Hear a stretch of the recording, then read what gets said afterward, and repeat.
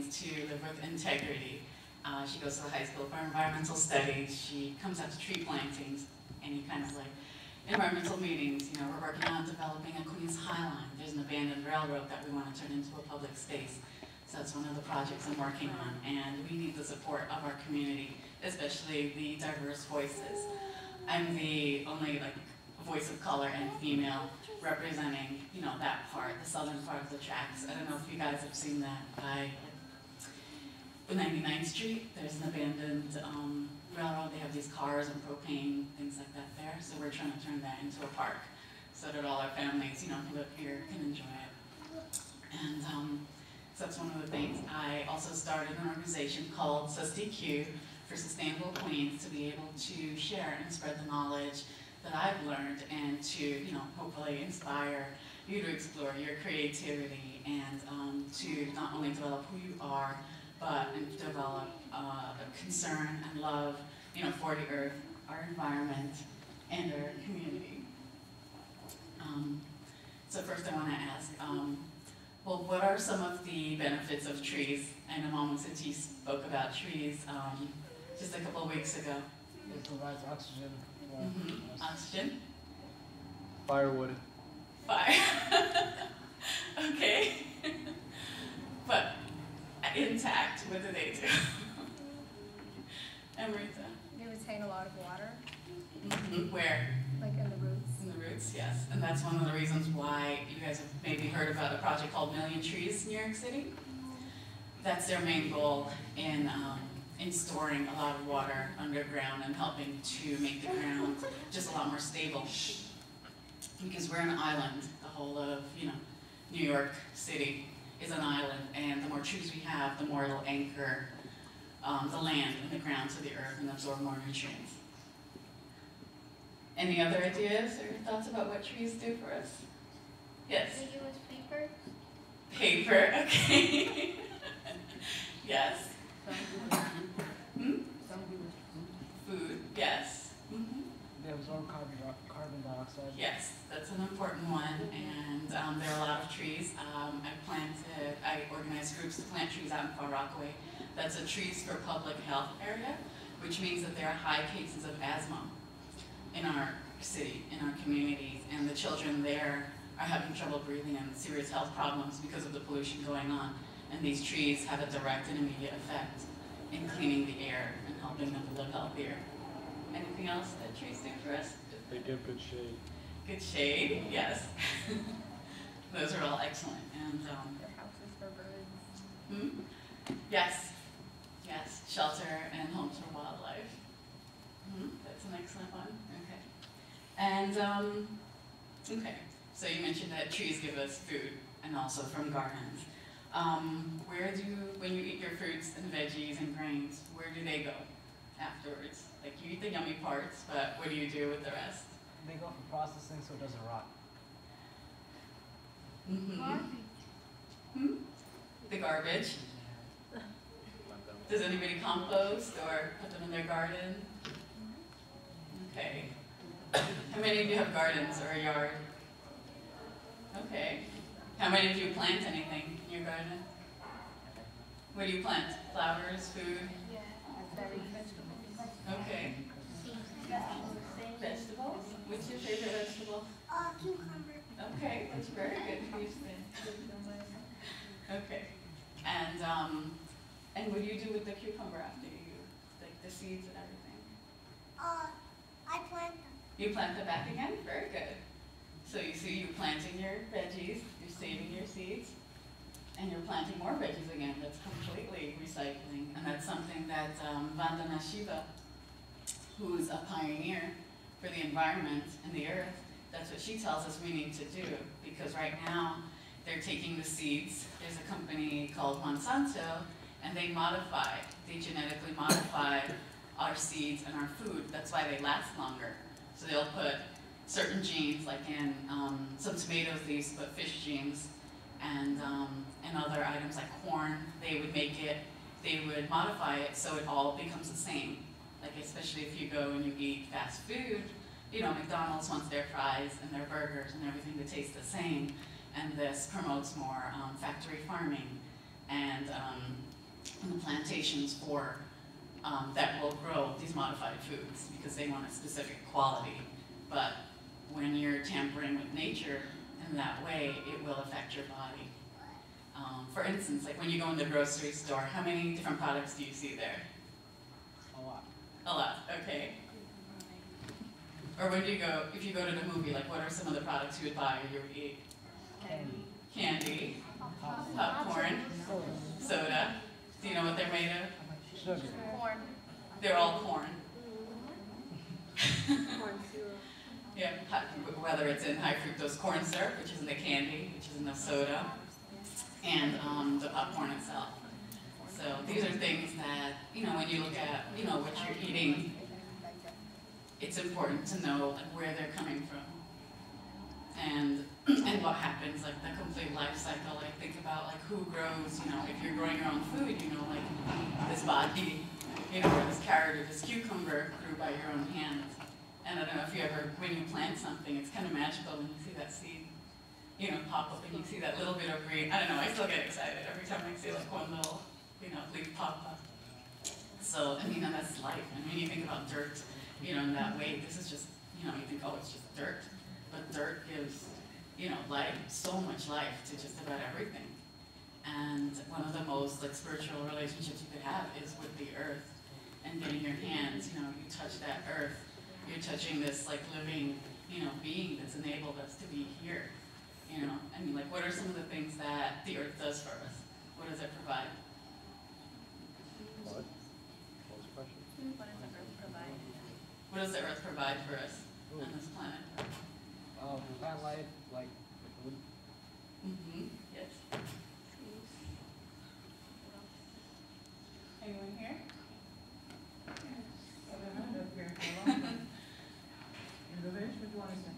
I want to ask a question. Ask the question, go ahead. Sure.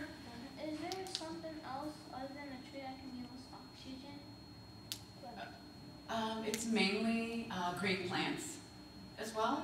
Any plants that have chlorophyll. Get a mic for somebody, Any plants that have that will help to purify the air. There's about 10 to 20 different plants that NASA has approved to use indoors to help purify your air. They've been proven to clear out, like in the wood and the waxes and the seals and the paints that you have in your house. Peace lilies will help clean out formaldehyde, you know, all these different chemicals in your paints. So having these plants in your house will help produce like cleaner air for you. Somebody has a question? Yes. The earth can provide air Yes. and daylight. Mm-hmm. Sunlight's very important. Okay. Very good.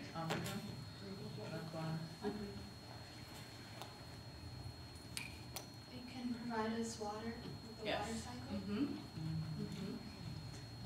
Do you know what percentage of water we could actually use on this earth? Like 3. More like 1%. So every little bit that we use and use excessively definitely makes a difference. And when I was in India, and in Delhi, and I learned, you know, there were times you didn't have water, so it was like you had to just like fill up a bucket and, you know, wait, and maybe you couldn't flush the toilet. Those are things you take for granted, and just turn on the faucet and expect to have water there. It gave me, even though I was, you know, pretty aware and, you know, about conserving, that just gave me a whole other awareness. I think she is talking more about potable water, because water, if you do, the amount of water in the earth is a lot more than that, but Right. probably she's talking about portable water, so maybe explain what portable water is. Okay. I mean, that's the water that can actually be used. That's what the 1% that can actually be used for drinking Human consumption. and for us to consume. You know how they say global warming is like happening and stuff? Mm-hmm. You know power plants, when they transform water into electricity, Yes. in order for the place not to flood, while the glaciers fall on, more water like comes onto land. Why don't they just convert more water to electricity and have people use it?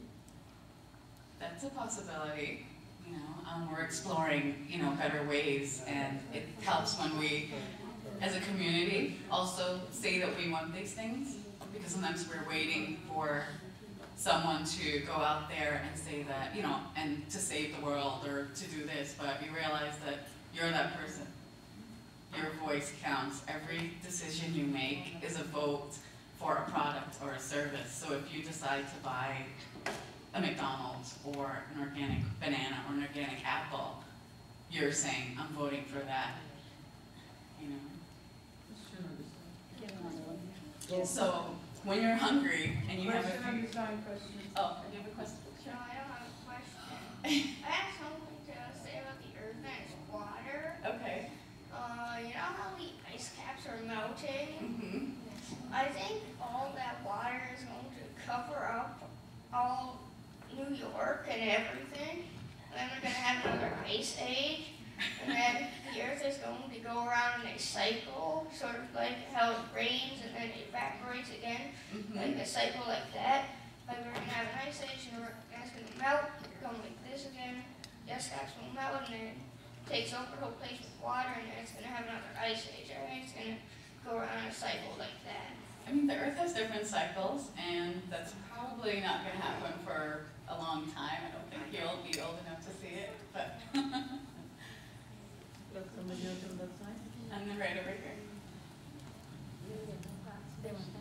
They say that, you know how the continents broke up like that? Uh-huh. They say that it's going to reform again and it's going to cover up the hole in the ocean. Now I'm wondering, what would happen to that anyway? Would it just press out like that, or would it just, or would that fresh water just disappear?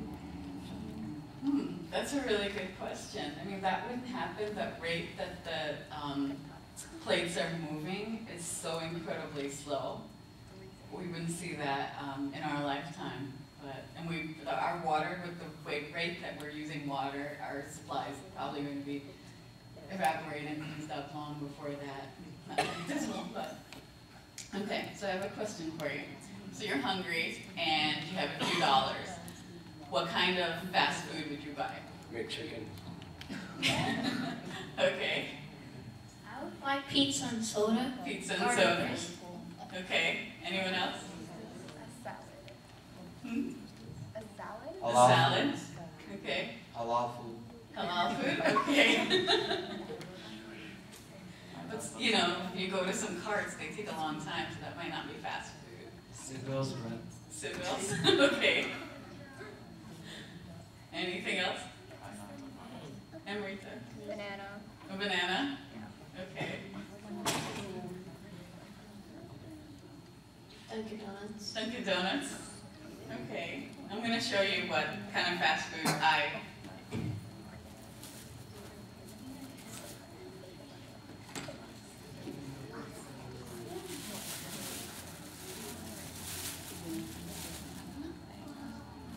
Banana. Apple. This is trail mix. It has cashews, almonds, nuts, and some raisins. And, well, this is not super fast in this form, but yes. Instead of eating all those foods, why don't you just buy a smoothie? You could buy a smoothie, but the thing that you get from the actual fruit when you eat the apple, especially when you buy an organic apple, you eat the skin, and that provides the fiber that your body needs.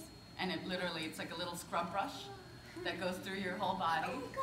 And when you don't, when you're eating, you know, smoothie, they separate that out. So they throw away like all the good stuff, and they give you the sugar and the sweet parts of it, and that part gets thrown away, and you don't get that benefit, but you're paying a lot of money for it. You know, you could probably buy like 3 bags of apples for the cost of a, you know, or a whole bag of apples that would feed you for maybe 2 weeks for, you know, one smoothie. And the nutrients that you get in there, most of the nutrients are going to be on the skin. So when you don't have, when they take all of that off and they juice it in that way, unless you're using a whole food juicing machine, something like the Vitamix or one of these other special juicers, you know, you're losing a lot of the benefits of the fruits. What do you do for protein? For protein, you can use nuts, Yeah. like raw, organic. Well, especially when you eat your fruit, because these are carbs right here. And carbs turn into sugars, and sugars turn into fats. So one way to slow that down is you have your raw, unsalted nuts. It takes a little getting used to it first, because you're used to having all the salt and oil and the planter's peanuts and things like that. But there's so much more, for you in there. And when you eat the nuts with the carb, that's a protein, so you eat the protein with the carb, it helps to slow down that process. So you're not going to be hungry as fast, and especially if you have any diabetic concerns or just health concerns and you want the food to just economically last longer, eating the nuts will just help slow down the digestive process.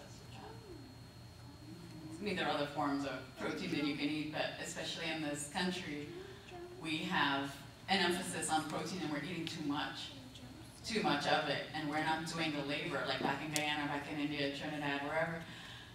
We used to have a lot of physical labor, and then you can eat, all of these foods, especially, in India, you could eat more of the fattier foods because you're exerting that labor and sweating and using it, but here, a lot of our jobs and a lot of our work, unless you're, in construction or something more physical, we don't really need, that much fat, that much salt, that much protein on a daily basis. Yes? Mm-hmm.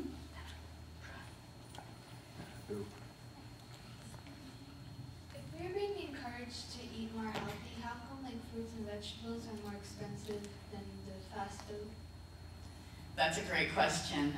Right now, a lot of products are being subsidized by the government, and that's why it appears we're paying for it in our taxes, and or your parents when they work, and the money, that they're already making, money is already set aside to fund these industries.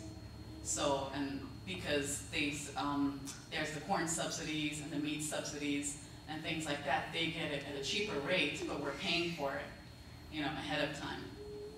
And because when we go back to, if you're buying something that's more wholesome and organic, it appears to be more expensive, but these are the farmers and these are the people who are growing them without the chemicals. Like how many people eat strawberries, right? And they're delicious, but they're one of the most pesticide-ridden foods. Yes. And because you don't take the skin off, you're eating all of that. And that can cause different, you might not realize it, but it can cause, especially, if your body's sensitive, and that's something I realized with myself. I just became more and more sensitive to different products. I can't even use chemicals, on my body or in my body, and, started making my own soaps, lotions, things like that. Mm-hmm. Which type of fast food would you rather eat? Baked pizza or like a smoothie?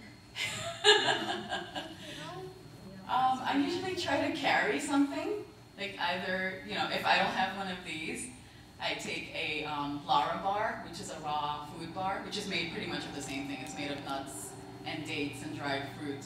So I try to, I feel like if you think preventatively and you think, just a little bit ahead of time, because sometimes I'm working and I get hungry and I want that chocolate bar, but they have some really, really good ones. You could get a really nice snack bar, or you could put a trail mix, you carry on trail mix with some, various pieces of cacao. That's the chocolate in its natural form.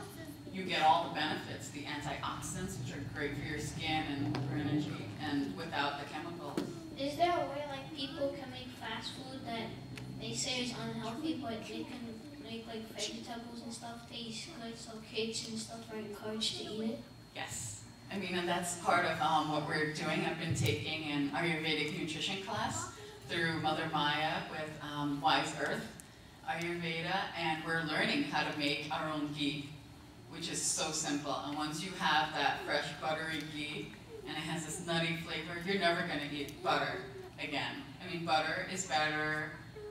I believe that anything is better in the more natural form, just like how the earth gave it to you. Like, this is the packaging that a banana comes in. It doesn't need plastic, it doesn't need cardboard, it doesn't need anything else. And we learn to make our own chutneys, our own, grains and rice, and they're very good. Amrita takes a class, and what do you think about the food that we're making now? I actually know how to make masala now, so that's pretty good.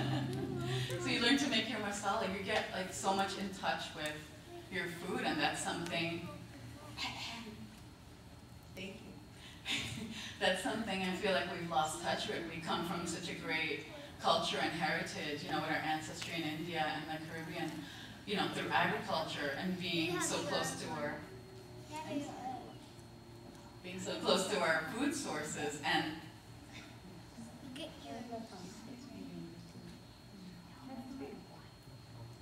you. So we're being close to our food sources and literally growing them. Daniel. Hello. Growing them Be quiet. with our own hands. And coming here, we've, you know, especially after World War II, convenience food was invented, which was supposed to make things a lot easier. But that's more processed foods. And the more processed foods you eat, the more it affects your body in an unnatural way. Like, you know, in what we learn in our Ayurveda class is that food is our medicine. And I would rather pay more for really good food now than to pay the doctor a lot of money later to cure things that I could have helped. Because every ailment that you have, whether it's arthritis, diabetes, you know, there's a lot of gluten, you know, that's from processed food. And I've learned that friends who have gluten allergies, I've learned to be more cautious, and I'm reading labels. I don't know if you guys ever read any labels of products out there, but I don't even know what some of that stuff is, you know. And like Michael Pollan, you know, he says eat food, you know, mostly plants. And, you know, when you look at a label or you look at a food and you would think, okay, would my nani or nana know what this is?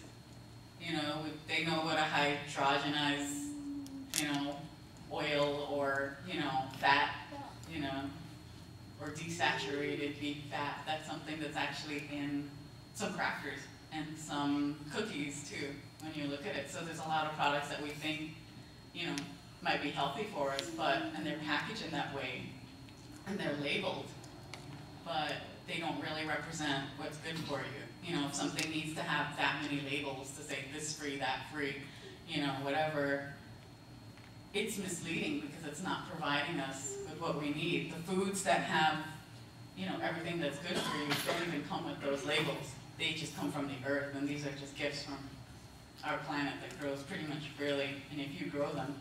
Like earlier this year, I hosted a free tree giveaway, and we gave away some edible trees, including Japanese persimmons and sour cherries. And I was really happy and surprised with the community and how much like everybody came and they wanted trees, and they were lining up like hours ahead to get their trees. So if that's something you're interested in too, I have friends who are planting, you know, we're planting edible gardens and, you know, food forests and things like that all around New York City and all around Queens, just so we could have healthier foods. I mean, in our, you know, there's a movie and there's also a book called Fast Food Nation, you know, and like Super Size Me and things like that. And I learned that the food that they serve in our schools is the worst grade meat that doesn't even pass any standards. And what happens, if you read what happens in these factories with the meat and things, how many people get hurt and how much bacteria and just, you know, how gross it is, you probably wouldn't want to, you know, eat that anymore. And it was through, I mean, it was through coming to camp here, you know, and the mandir that I became vegetarian, you know, when I was a kid. But I struggled because they didn't have the products.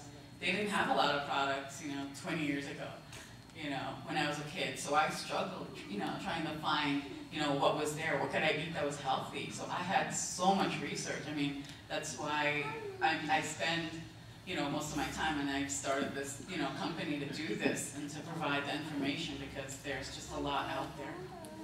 Mm-hmm. I heard that the meat that you were speaking of, that the very processed meat, was actually nicknamed pink slime because it didn't really even look like meat anymore. Yeah. It was just slimy, and you could actually smush it in your hands like that. Mm-hmm. And this is what's being sold as food out there. And unless we question it and say that I don't want that, and I want something else, then they're just gonna keep making that stuff, and you realize you have a voice, and that voice is important. So, you know, you might think like your one voice, you know, against that is not gonna do anything, but you think of all, if everybody says, no, I don't want that pink slime, or I want, you know, healthier, you know, food in my school. I mean, there's some really great programs right now where they have edible schoolyards, and they're planting gardens, the kids are learning, you know, the whole farm to table process, you know, seeing that seed grow and then having it fruit. Yes? On the news, they said that the burgers, they even said it was pink slime. Mm-hmm, it's true. Yeah.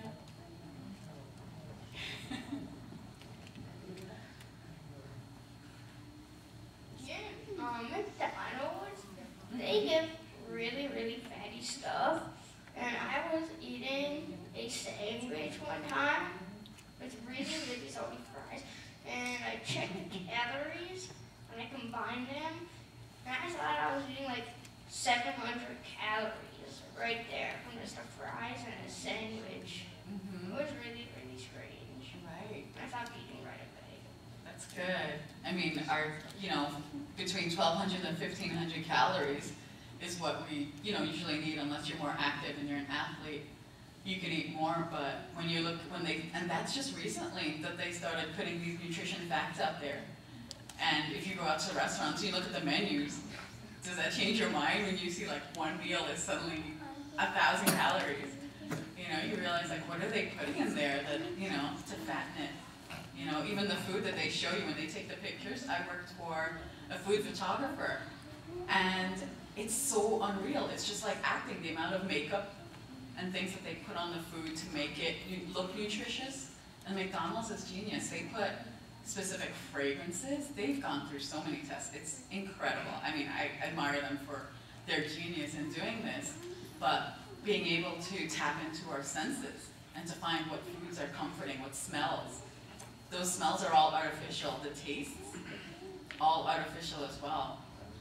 That's why, you know, it's like that in their fries. If you're veg or anything like that, they do, or they have, you know, fried it in the beef fat. That's why they taste so good. But, Can I make a comment? mm-hmm.